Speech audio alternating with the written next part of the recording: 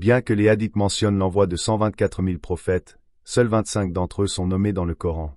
Nous disposons de quelques informations sur ces prophètes grâce au Coran, aux hadiths et même à des livres plus anciens comme la Torah et la Bible.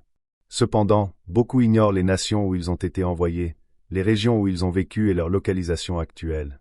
Dans cette vidéo, nous vous proposons un voyage court mais instructif pour découvrir qui étaient ces 25 prophètes mentionnés dans le Coran, où ils ont été envoyés et où se trouvent ces terres dans le monde d'aujourd'hui.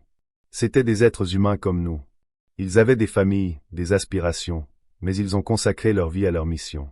Allah a mentionné leur nom dans le Coran. Que la paix soit sur eux tous. Avant de commencer, abonnez-vous à notre chaîne et aimez la vidéo afin que nous puissions toucher davantage de personnes. Adam, le premier homme et le premier prophète, a été créé sur ordre d'Allah à partir de différents types de sol. Les anges ont mélangé ce sol avec de l'eau et l'ont façonné. Après 40 ans d'attente, l'argile durcit et devint comme de la boue sèche. Le 10e jour de Muharram, un vendredi, Allah lui donna une âme et lui enseigna la connaissance de toutes choses. Sur ordre d'Allah, les anges se prosternèrent devant Adam. Mais Iblis, orgueilleux, refusa. Il fut alors chassé du paradis. Adam épousa Hawa, créée au paradis, et ils y vécurent ensemble un temps. Cependant, parce qu'ils mangèrent du fruit de l'arbre interdit, ils furent envoyés sur terre. Adam comprit son erreur et se repentit sincèrement. Allah accepta son repentir. Voir la sourate Al-Baqarah, verset 37. Allah désigna Adam comme calife sur terre. Après avoir été séparés de Hawa pendant de nombreuses années, ils se retrouvèrent à Arafat et construisirent la Kaaba. Adam fut choisi comme prophète. Il reçut un petit livre de 10 pages. Il enseigna aux gens la foi, le culte et la science. Ils vécurent en ville et exercèrent leur métier. Un événement tragique se produisit entre les fils d'Adam, Habil et Qabil. Qabil, poussé par la jalousie, tua son frère Habil. Ce fut le premier meurtre de l'histoire de l'humanité. L'humanité se perpétua à travers les enfants des deux frères. Selon certains récits, Adam vécut une longue vie d'environ 960 ans. Bien que le culte et les enseignements divins se soient perpétués parmi ses enfants et petits-enfants après sa mort, au fil du temps, certains commencèrent à s'égarer. Cela conduisit plus tard à l'arrivée de nouveaux prophètes. On dit que sa tombe se trouve à Jérusalem, à Mina ou à Arafat. Les hadiths mentionnent qu'il mesurait entre 30 et 40 mètres. Idriss est l'un des prophètes mentionnés dans le Coran. Selon les récits, il possédait de nombreuses qualités particulières. Il était un descendant d'Adam, à la 5e génération. Allah lui donna 30 suhuf, de petits écrits, et lui enseigna de nombreuses sciences. Avant lui, les gens portaient des peaux d'animaux ou des feuilles. Il enseigna la couture et la construction de villes.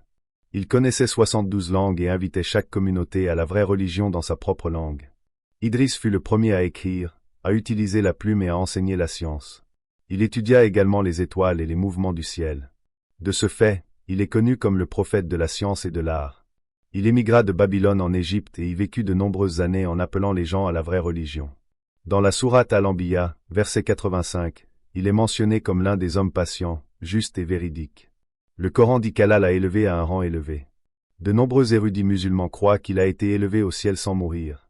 Certains récits le situent au 4e niveau du ciel. Nu fut envoyé comme prophète après Idriss. Les historiens musulmans affirment qu'il fut envoyé dans la région de Mossoul, en Irak. Son peuple était composé d'idolâtres venus de Mésopotamie. À cette époque, les gens commencèrent à adorer des idoles et les péchés tels que l'injustice et l'immoralité devinrent courants. Nu fut proclamé prophète à l'âge de 50 ans. Il invita son peuple à croire en Allah et à abandonner l'idolâtrie pendant 950 ans. Mais seul un petit nombre crut en lui. La plupart le rejetèrent, se moquèrent de lui et le maltraitèrent. Lorsqu'il comprit qu'il ne croirait jamais, il pria Allah. Allah l'informa alors de l'imminence d'un grand déluge. Sur son ordre, Nu construisit un grand navire. Il prit à son bord les croyants et un couple de chaque animal. Puis le grand déluge commença. Une forte pluie tomba du ciel, l'eau jaillit de la terre et tous les mécréants se noyèrent. Le déluge dura 6 mois et le navire finit par s'échouer sur le mont Judi. L'un des fils de Nu ne monta pas à bord et se noya. Nu eut 3 fils, Sam, Ham et Yaphith, qui devinrent les ancêtres de tous les peuples. Selon les historiens musulmans, les descendants de Sam comprennent les Arabes, les Juifs, les Assyriens, les Babyloniens, les Perses, les Syriaques et les Araméens. Ceux de Ham comprennent les Africains, les Égyptiens et les Éthiopiens. Ceux de Yaphith comprennent les Turcs, les Grecs, les Russes, les Mongols, les Chinois, les Indiens et les Européens. Ces lignées sont décrites dans les travaux d'érudits comme Ibn Kathir, Tabari, Ibn Khaldoun et d'autres historiens et commentateurs musulmans classiques. C'est pour cette raison que Nu est connu comme le second Adam. Il vécut longtemps et mourut à l'âge de 1000 ans. Le Coran le mentionne dans de nombreux versets et le décrit comme un serviteur très reconnaissant d'Allah. Hud était issu de la descendance de Sam, fils de Nu. Il fut envoyé au peuple de Hath, au Yémen. Les Hath vivaient du commerce. Au fil du temps, ils devinrent riches et puissants. Ils construisirent de hauts édifices, mais devinrent également corrompus et commencèrent à adorer des idoles. Ils commettaient des injustices, se comportaient avec arrogance et trichaient dans le commerce pour s'enrichir. Hud les appela à croire en Allah, mais ils le renièrent. Allah les avertit d'abord par la sécheresse et la famine, puis il envoya un vent violent et brûlant qui les détruisit. Seul Hud et ceux qui croyaient en lui furent sauvés. Hud s'installa plus tard à la Mecque et y mourut. Cette histoire est relatée dans de nombreux passages du Coran. Salih fut envoyé comme prophète au peuple de Tamu. Les habitants de Tamu étaient des idolâtres. Ils étaient avancés en technologie et en architecture, creusant des maisons dans les montagnes et bâtissant des villes solides. Voir la sourate Al-Araf, verset 74. Ils vivaient dans une région connue aujourd'hui sous le nom de Madin Salih, en Arabie Saoudite. Salih les invita à croire en Allah. Ils lui dirent, « Si tu fais sortir de ce rocher une chamelle enceinte sous nos yeux, nous te croirons. » Salih pria Allah et, par miracle, une grande chamelle sortit du rocher sous les yeux de tous. Cette chamelle était un signe clair d'Allah. Son lait était si abondant que tout le peuple pouvait en boire. Mais les chefs de la tribu craignirent que l'influence de Salih grandisse et élaborèrent un plan secret. Ils tuèrent la chamelle pendant la nuit. Il ne s'agissait pas simplement de tuer un animal, mais de détruire un signe d'Allah. Après cela, ils reçurent 3 jours d'avertissement. Pendant ce temps, Salih et les croyants quittèrent la ville. Le 3e jour, un grand cri et une violente secousse terrestre détruisirent les habitants de Tamu. Seul un petit groupe de vrais croyants survécut. La destruction de Tamu est mentionnée dans le Coran comme une leçon. Ibrahim est l'un des 5 grands prophètes de l'islam. Il fut envoyé auprès du peuple des Chaldéens, qui adoraient des idoles. Il défendit la croyance en l'unicité d'Allah, le Tawhid. Alors que son peuple célébrait une fête, Ibrahim brisa les idoles, sauf la plus grande, et y accrocha la hache. À leur retour, ils l'interrogèrent. Ibrahim dit, « C'est peut-être la plus grande qu'il a fait. Demandez-lui si elle peut parler. » Il les confondit par sa sagesse. Malgré cela, ils allumèrent un immense feu et l'y jetèrent. Par la volonté d'Allah, le feu ne le brûla pas et il en sortit sain et sauf. Après cela, son peuple le rejeta. Sur ordre d'Allah, il émigra. Il voyagea avec sa femme Sarah en Égypte, puis en Palestine. En Égypte, il épousa Hajar en secondes noces. Après de nombreuses années sans enfant, Ibrahim eut un fils, Ismaël, de Hajar, puis un autre, Ishaq, de Sarah. Ismaël devint l'ancêtre des Arabes et du prophète Muhammad. Ishaq devint l'ancêtre des Juifs et des prophètes de Bani Israël. Ainsi, en réalité, Juifs et Arabes sont frères. Ibrahim et son fils Ismaël construisirent la Kaaba sur ordre d'Allah. La Kaaba devint le centre du culte. Ils accomplissaient également le Hajj et l'enseignaient au peuple. Allah montra à Ibrahim en rêve qu'il sacrifiait son fils Ismaël. Ismaël dit, « Ô mon père, fais ce qui t'est commandé. » Lorsqu'il plaça le couteau sur le cou de son fils, Allah l'arrêta et dit, « Ô Ibrahim, tu as réalisé ton rêve. » Allah envoya alors un grand animal à sacrifier à sa place. Les musulmans perpétuent cette tradition en célébrant l'Aïd al-Adha. Ibrahim décéda à Jérusalem à l'âge de 175 ans. Il est connu comme le Khalil, l'ami intime d'Allah. Lui était le neveu d'Ibrahim. Après leur migration commune de Babylone vers le Cham, lui fut envoyé comme prophète aux habitants de Sodome, dans la région du Jourdain et de la mer Morte actuelle. Les habitants de Sodome adoraient des idoles et pratiquaient des actes immoraux. Lui les invita à suivre le droit chemin, mais ils refusèrent. Un jour, des anges apparurent sous la forme de jeunes hommes et descendirent chez lui. Les habitants voulurent les agresser, mais les anges révélèrent leur identité et ordonnèrent à lui de quitter la ville avec les croyants. Au matin, la ville fut détruite par un châtiment venu du ciel. Ismaël était le fils aîné d'Ibrahim et l'un des ancêtres du prophète Muhammad. Sa mère était Hajar. Ismaël fut envoyé comme prophète auprès de la tribu de Juram. Il enseigna la religion d'Allah, la prière et la zaka. Il mourut à la Mecque et fut enterré près de la Kaaba. Ishaq était le 2e fils d'Ibrahim et sa mère était Sarah. Il fut envoyé comme prophète au peuple de Canaan, l'actuelle Palestine. Il était le père de Yaqub. Il mourut à l'âge de 120 ans et fut enterré à Hébron. Yaqub, appelé Israël, était le fils d'Ishaq. Ses descendants sont appelés Bani Israël. Il eut 12 fils, à l'origine des tribus d'Israël. Il fut connu pour sa patience et sa foi profonde. Youssouf était le fils de Yaqub et fut envoyé comme prophète en Égypte. Il fut trahi par ses frères, vendu comme esclave, puis injustement emprisonné. Par la volonté d'Allah, il interpréta les rêves, fut libéré et nommé responsable des trésors d'Égypte. Il pardonna à ses frères et retrouva sa famille. Son histoire est l'un des plus grands exemples de patience, de foi et de pardon dans le Coran. Sa prière sincère est rapportée dans le Coran. Seigneur, tu m'as accordé le pouvoir et tu m'as enseigné l'interprétation des événements. Créateur des cieux et de la terre, tu es mon protecteur ici-bas et dans l'au-delà. Fais-moi mourir en musulman et fais-moi rejoindre les vertueux. C'est le summum de la véritable servitude et du détachement du monde. Après sa mort, il fut enterré près de Jérusalem. Chouaïb fut envoyé comme prophète aux habitants de Madian et d'Aleka. Madian était situé entre l'actuelle Jordanie et le nord-ouest de l'Arabie saoudite. Grâce à sa parole douce et persuasive, il était connu comme l'orateur des prophètes. Son peuple adorait des idoles et pratiquait le commerce, mais la plupart étaient impliqués dans des péchés tels que la tricherie, les mesures et pesées injustes, l'usure et les fraudes. Il les appelait au tawhid, la croyance en l'unicité d'Allah, et à la justice. Il disait: donnez la mesure et le poids exact avec justice et ne diminuez pas les biens des gens. Ne semez pas la corruption sur terre. Sourate Al-Araf, verset 85. Mais son peuple se moqua de lui et dit: Ô Chouaïb, ta prière t'ordonne-t-elle d'abandonner la religion de nos ancêtres ou de ne plus disposer librement de nos biens? Sourate Hud, verset 87. Chouaïb les avertit que le châtiment d'Allah viendrait. Puis un tremblement de terre les saisit et on les retrouva morts chez eux, à genoux. Sourate Hud. Les habitants d'Aleka étaient également commerçants et manifestaient la même corruption que ceux de Madian, mais leur châtiment fut différent. Des jours de chaleur extrême survinrent, puis le ciel s'assombrit et une ombre fraîche apparut. De cette ombre naquit un châtiment douloureux, un feu brûlant descendit du ciel et ils furent tous anéantis. Chouaïb retourna ensuite à Madian avec les croyants. Il rencontra également Moussa, qui épousa l'une de ses filles. Selon les récits, Chouaïb vécut 242 ans. Aujourd'hui, un sanctuaire lui est attribué en Jordanie, dans un lieu appelé Wadi Chouaïb. Ayyub fut envoyé comme prophète au Bani Israël. Il était très riche, généreux, juste et reconnaissant envers Allah.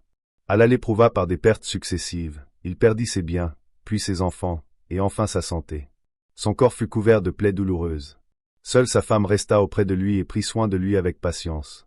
Malgré les murmures de Shaitan, il garda une confiance totale en Allah et ne se plaignit jamais.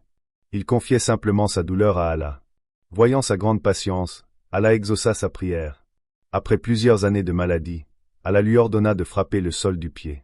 Une source d'eau jaillit. Il but, se lava et fut guéri. Allah lui rendit ses biens et ses enfants. Des récits indiquent qu'Ayyub vivait dans une région proche de l'actuelle Anlurfa, en Turquie. Le Coran loue sa patience. Son histoire nous enseigne à ne jamais perdre espoir en Allah. Dhul-Kifl était l'un des prophètes envoyés au Bani Israël. Il était apparenté à Al-Yaza. Après la mort de ce dernier, Dhul-Kifl poursuivit la transmission de la religion de Moussa. Il était connu pour sa patience dans l'adoration, son calme dans le jugement et son équité. Malgré les ruses de Shaitan, il ne faillit jamais à son devoir. Allah lui accorda la prophétie et il enseigna les lois de la Torah jusqu'à sa mort dans la région du Cham. Dhul-Kifl est mentionné dans le Coran dans les sourates Al-Anbiya et Sad. Moussa était l'un des plus grands prophètes et l'un des prophètes dotés d'une ferme résolution, envoyé au Bani Israël. Il naquit à une époque où son peuple était réduit en esclavage en Égypte. Le pharaon, averti qu'un enfant des Bani Israël menacerait son trône, ordonna de tuer tous les nouveau-nés. Allah inspira à la mère de Moussa: allaite-le, et si tu crains pour lui, jette-le dans le fleuve. Ne crains rien et ne t'attriste pas. Nous te le rendrons et ferons de lui un messager. Sourate Al-Qaza, verset 7. L'enfant fut placé dans le Nil et recueilli par Asiya, l'épouse de Pharaon. Plus tard, sa mère fut appelée comme nourrice. Moussa grandit au palais de Pharaon. Après avoir tué accidentellement un Égyptien, il s'enfuit à Madian où il épousa la fille de Chouaïb. Allah lui accorda la prophétie aux montures. Il reçut l'ordre d'aller trouver Pharaon et d'exiger la libération des Bani Israël. Son bâton se transforma en serpent et sa main devint éclatante de lumière. Malgré ces signes, Pharaon rejeta le message. Allah ordonna alors à Moussa de faire sortir les Bani Israël d'Égypte. La mer se fendit et ils traversèrent. L'armée de Pharaon se noya. Moussa reçut ensuite la Torah. Il fit preuve d'une grande patience face à son peuple et mourut dans le désert. Haroun était le frère de Moussa et un prophète envoyé au Bani Israël. Il avait une parole claire et un cœur tendre. Il accompagna Moussa dans sa mission. Lorsque Moussa partit aux montures, Haroun dirigea le peuple. Malgré ses avertissements, certains adorèrent le veau d'or. Haroun mourut avant Moussa et fut enterré, selon les récits, sur le mont Jabal Haroun. Daoud était un prophète et un roi envoyé au Bani Israël. Il reçut le Zabour et possédait une voix magnifique. Il tua Jalut et régna avec justice à Jérusalem. Parmi ses miracles figurait l'assouplissement du fer sans feu. Sulayman, son fils, reçut un vaste royaume. Il commandait au vent, aux animaux et aux djinns. Il invita la reine de Saba à l'islam. À la fin de sa vie, il mourut appuyé sur son bâton, montrant aux djinns qu'ils ignoraient l'invisible. Ilias fut envoyé au Bani Israël dans la région de l'actuel Liban. Il les appela à délaisser le culte de Baal. Après lui, Aliasa poursuivit sa mission avec patience et fermeté. Yunus fut envoyé à Ninive. Après avoir quitté son peuple sans permission divine, il fut englouti par un grand poisson. Il invoqua Allah dans les ténèbres et fut sauvé. Son peuple se repentit collectivement et fut épargné. Zacharia était un prophète parmi les Bani Israël. Malgré son âge avancé, Allah lui accorda un fils, Yahya. Zacharia fut martyrisé. Yahya était pur, juste et dévoué.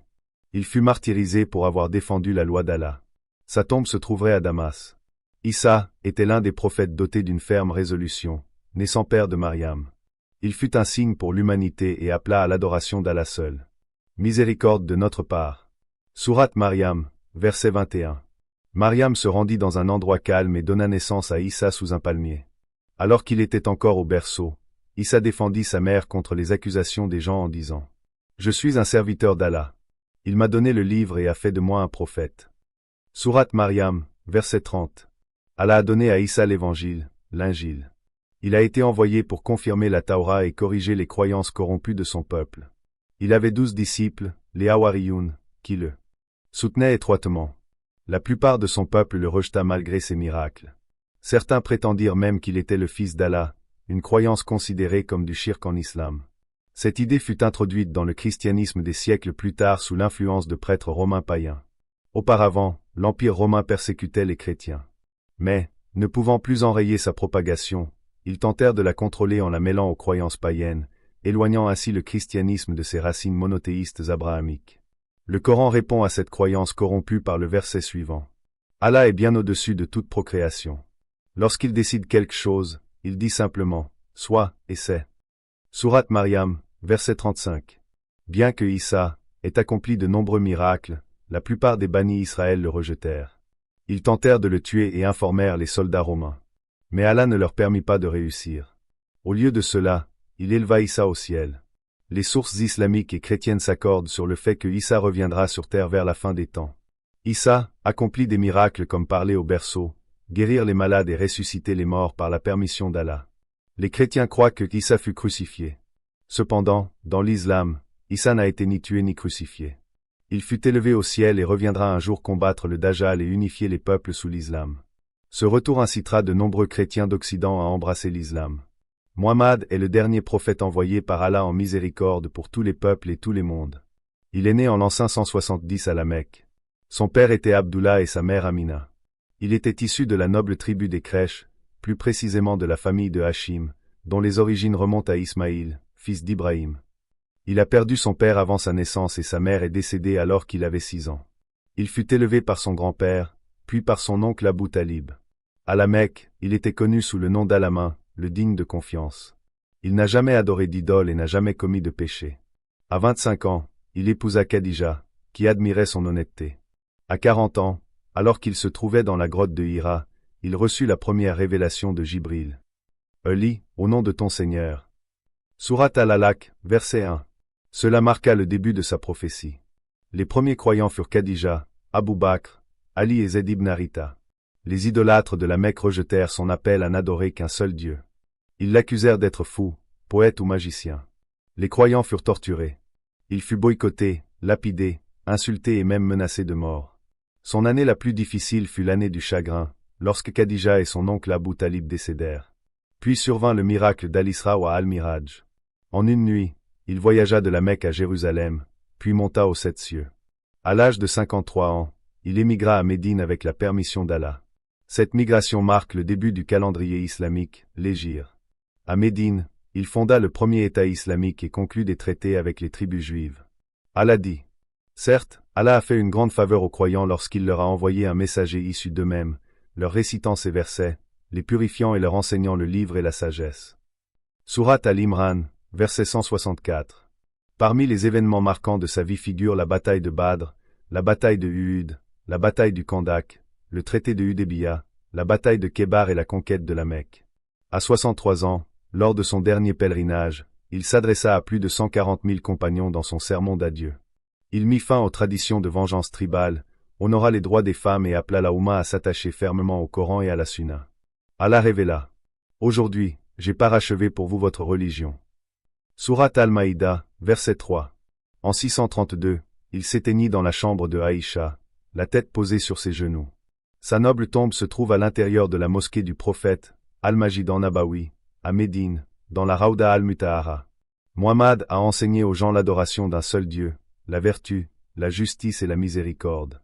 Bien qu'orphelin, il a laissé le plus grand héritage, le Coran et la Sunna. Il a dit qu'un groupe de sa communauté croirait en lui sans même l'avoir vu, et qu'ils seraient ses frères. Son plus grand miracle est le Coran, le livre révélé par Allah. C'est le sommet de la langue arabe, inégalé par son sens, sa sagesse et sa profondeur. À ceux qui prétendent qu'il ne vient pas d'Allah, le Coran lance un défi, apporter une sourate semblable. Mais personne n'a jamais réussi. Pas même une seule sourate. Ce défi demeure encore aujourd'hui. Muhammad était illettré, pourtant il a apporté un livre si profond, si parfait et sans contradiction qu'il continue de guider l'humanité entière.